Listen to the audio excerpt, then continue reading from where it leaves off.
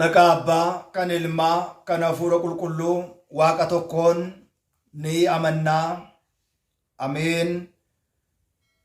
ክርስቶስ ተንሥአ እሙታን በዐቢይ ኃይል ወሥልጣን አሰሮ ለሰይጣን አግዓዞ ለአዳም ሰላም እምይእዜሰ ኮነ ፍስሐ ወሰላም።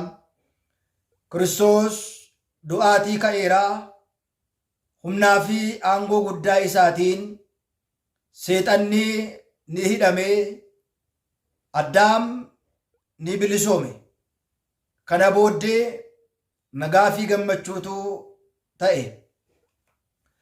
Waaqayyoon kan jaalattan, Waaqayyo isiniin kan jaalatu hundumti keessan akkam jirtu, akkam yoo nageessanii, akkamiin turtanii, guyyaa har'aatiin kan nu ga'e Waaqni keenya galanni fi ulfinni teessoo isaa Aariyaam irratti isaaf haa ta'u.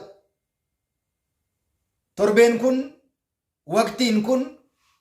waqtiin amma keessa jirru kun, waqtii du'aa ka'umsaa yookiin immoo isa afaan Amaariffaatiin Samoona Tinsaa'ee Ba'aala Hamsaa jennee waamnudha. Torbeen du'aa ka'umsaa wixataatti hanga dilbataatti jiran immoo akkuma torbee dhukkubbii guyyaa guyyaatiin moggaasa maqaa isaanii ni qabu jechaadha. Moggaasa maqaa isaanii ni qabu. Guyyaan jalqabaa torbee Faasikaa du'aa ka'umsatti aanee jiru wixatadha. Wixanni maal jedhama? Akka seera mana kiristaanaa keenyaatti isa jedhu gaafa ilaalloo guyyaan wixataa maa'idoot jedhameetu waamama. Maalin isiniin jedhee wixanni du'aa ka'umsaan booda guyyoonni jiran, torbeewwan jiran, guyyoonni jiran maqaan isaanii guyyaan jalqabaa maa'idoot jedhama. Jechi kun jecha afaan Gi'izii yoo ta'u, maa'idoot jechuun ce'uu jechuudha. Ce'uu jechuudha. Eessaatii gara eessaatti, maalirraatii gara kamitti ce'uu isa jedhu ilaaluu ni danda'ama.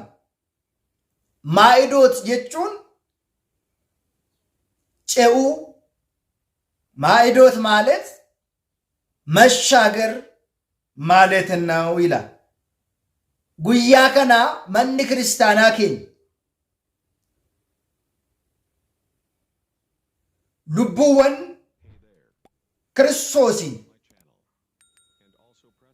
ዱ'a jalaati gara jireenyaatti, du'aa ka'umsa kiristoosiitiin gara jireenyaatti, kabajarraa gara ulfinaatti, si'ool irraatii gara gannataatti ce'uu isaanii Faasikaan keenya Kiristoos ta'uusaa guyyaa itti yaadatamu jechaadha. Maa'idoot jechuun mashaagar jechuudha. Maa'idoot jechuun ce'uu jechuudha. Eessaa gara eessaatti gaafa jennu du'a keessa kan turan jireenya argataniiru. Lubbuuwwan hedduun du'aa ka'umsa Kiristoosiin du'a keessaa ka'aniiru. Kiristoosiin du'a keessaa ce'aniiru. Torbee kana manni kiristaanaa guyyaa jalqabaa wixanni maa'idoot jetteetu moggaastee jirti jechaadha. Nutoo garam keessaa gara kamitti ce'uu qabna? Maalirraatii gara maalitti ce'uu qabna? isa jedhu immoo nuti asitti yaadachuu qabna. Du'a keessaa gara jireenyaatti, hojii salphinaa keessaa gara kabajaatti, cubbuu irraatii gara gaabbiitti, fudhachuu irraatii gara kennuutti, abaaruu irraatii gara faarsuutti, sirbuu irraatii gara faaruutti, sagaagala irraatii gara qulqullummaatti, gara kabaja gaa'ilaatti, sanyummaa irraatii gara wangeelaatti, mana caatii irraatii, mana shiishaa irraatii, lafa kubnee irraatii gara fayyinaatti, mana qaalluu irraa, mana xonqaayii keessaatii gara waaqayyootti ce'uun dirqama keenya jechaadha. Kiristoos ce'aa jedhee ofii ce'ee nu agarsiiseera.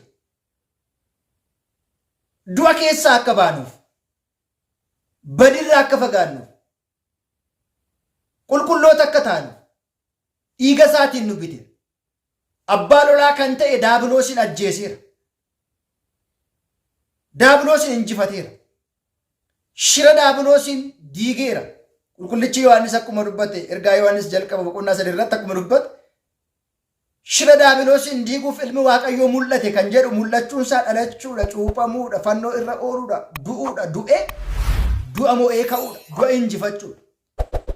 Hojii keenyaan duunee kan turre sana,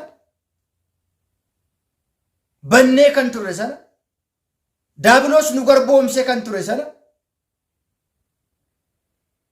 jireenya nuuf laateera. Isa kana ce'uu kan jedhan. Manni kiristaanaa kuftee kan turte, du'uu fi du'a keessaa ka'uu Kiristoositiin ceeteetti awwaala dabarree jireenya arganneera. Du'a keessattis kan nu eegan jiru hedduun isaanii. Cabiinsa keenya kan eegan jiru baay'oleen isaanii. Gufachuu keenya kan eegan jiru baay'oleen isaanii. Kana hunduma bira tarree ceenee dabarree Kiristoos isa qalame sana nyaanne amma gaa namoonni baay'ee samoota Faasikaa kana horii qaluu, re'ee qaluu, hoolaa qaluu, sangaa qaluu, sa'a qaluu waan fooniif ta'u baay'ee qalanii dhiyeessu. Kiristoos qalamuun isa bira dabarree uumama biraa akka nyaannuuf miti. Kakuu moofaa keessatti abbooliin keenya turan, raajonni hedduun, qulqulloonni hedduun amantaa isaaniif gatii guddaa kaffalanii dhiiga hoolaa aarsaa garaagaraa dhiyeessanii turan. Inni sun saba kana fayyisuu hin dandeenye. Saba kana bilisoomsuu hin dandeenye. Amma garuu dhiigni Kiristoos